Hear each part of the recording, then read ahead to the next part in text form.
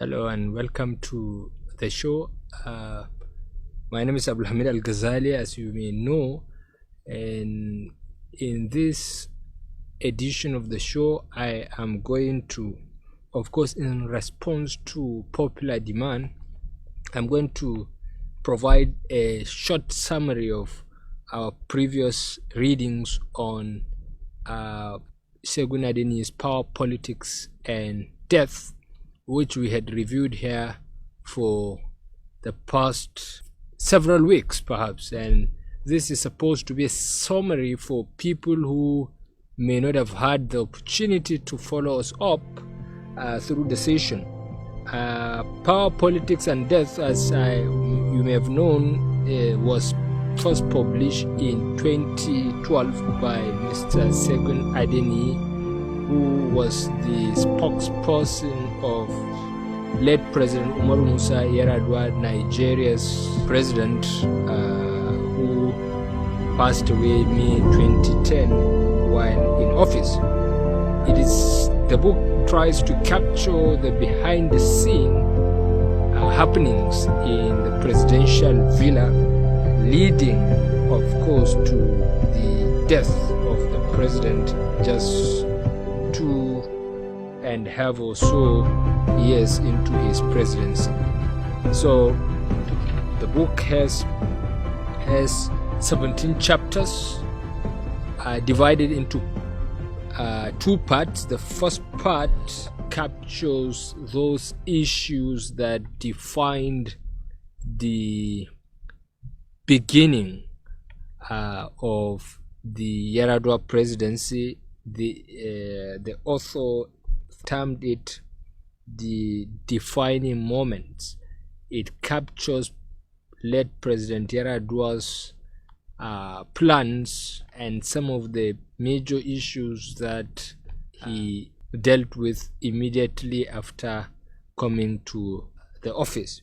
It has 9 of the 17 chapters under the part, and it covers such issues as Yaradua's 7-point agenda, which were the issues upon which the Yaradua campaign was built. The 7-point agenda includes such issues as commitment to rule of law, reform of the electoral laws, reform of the petroleum sector, and a number of other key issues.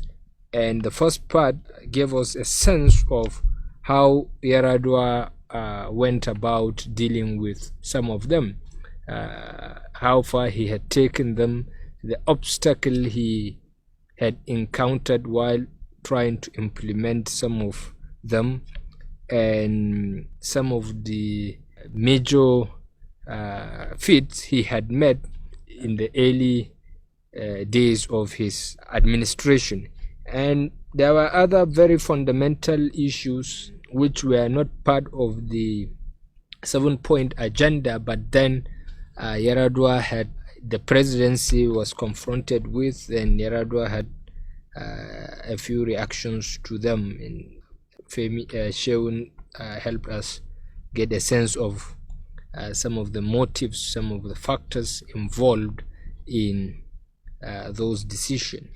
It captures the electoral reforms, the attempts to reform the oil sector, the banking reforms headlined by Sanusi Lamido Sanusi, who is now Muhammadu Sanusi II, the 14th Emir of Kano, and then such very interesting issues like the James Ibori, Awondaka Ribadu saga, the cat and mice outplay between the three people, the incident of Umar Farouk Abdul Muttalab, who attempted in 2009 to blow up a plane in the United States, the Boko Haram crisis, which also came in full force under President Umaru Musa Yaradua, who gave very clear instructions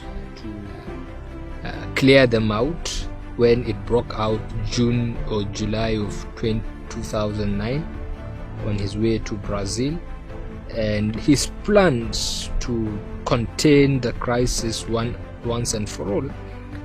And Shegun tried to help us understand why the crisis degenerated later on, and which is why we are still dealing with the situation about 12 or 13 years later. And the work really captured what was, or what we can now call, the culmination of large-scale terrorism in Nigeria, the kind of which was really only familiar with happenings in the Middle East. And this crisis really appeared to erupt in other parts of the world since the 9/11 incident. Then other key issues in the first part: the impact of the 2008 economic depression on a global economy, and how President Yaradua was worried in trying to make sure he minimized the impact on the Nigerian economy and the efforts he had made. Then followed by the banking reforms, but most importantly the appointment of Muhammadu Sanusi, then known as Sanusi Lamido Sanusi, as a CBN governor at a time when everyone, or almost or a lot of people, were rooting for the reappointment of Charles Soludo for the second time.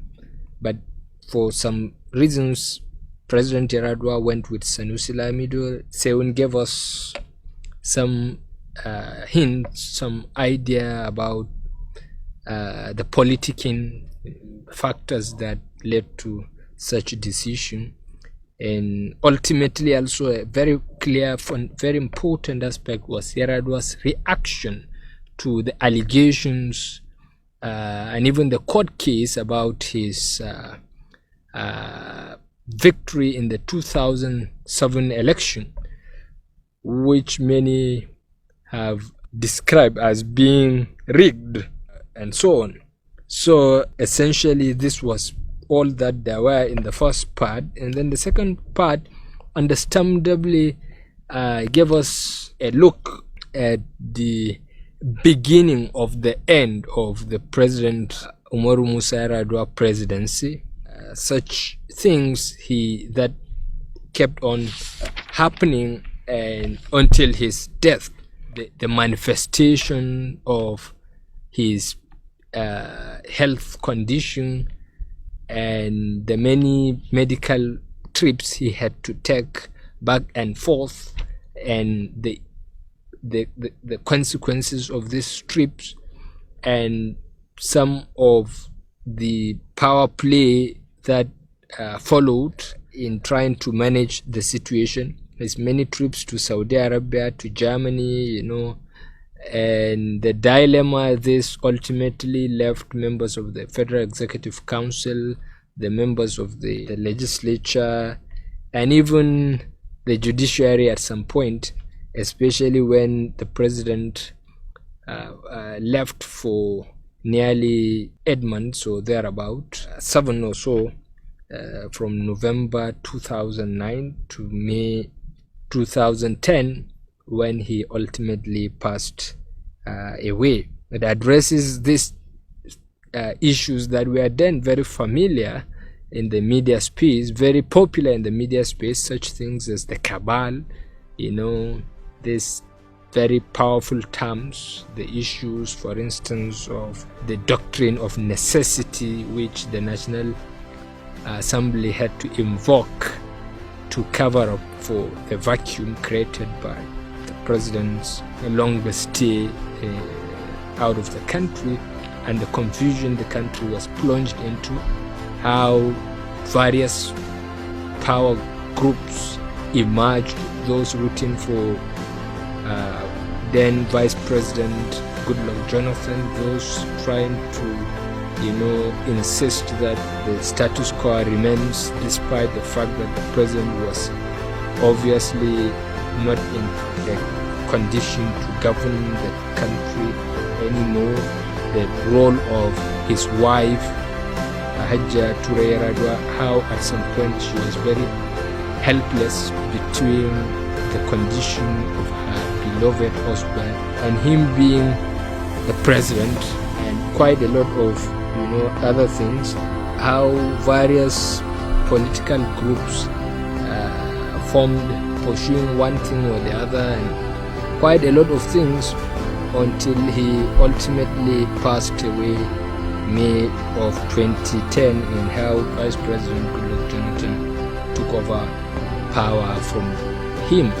So this is ultimately all that there is in the book. It is an interesting read, and it offers a very important insider perspective of how governance played at the highest level in the country, and Nigeria being the largest black country, this is a lesson in governance for everyone, and that work will help people understand the options sometimes leaders are left with, the limits to their abilities, the power tussle they sometimes involved in and find themselves in, the forces that are really very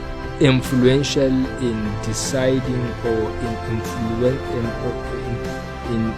in shaping political decisions, even if these people are not always part of the government. So this is a summary of the work in response to popular demands, and will be offering summaries of all the books we reviewed subsequently.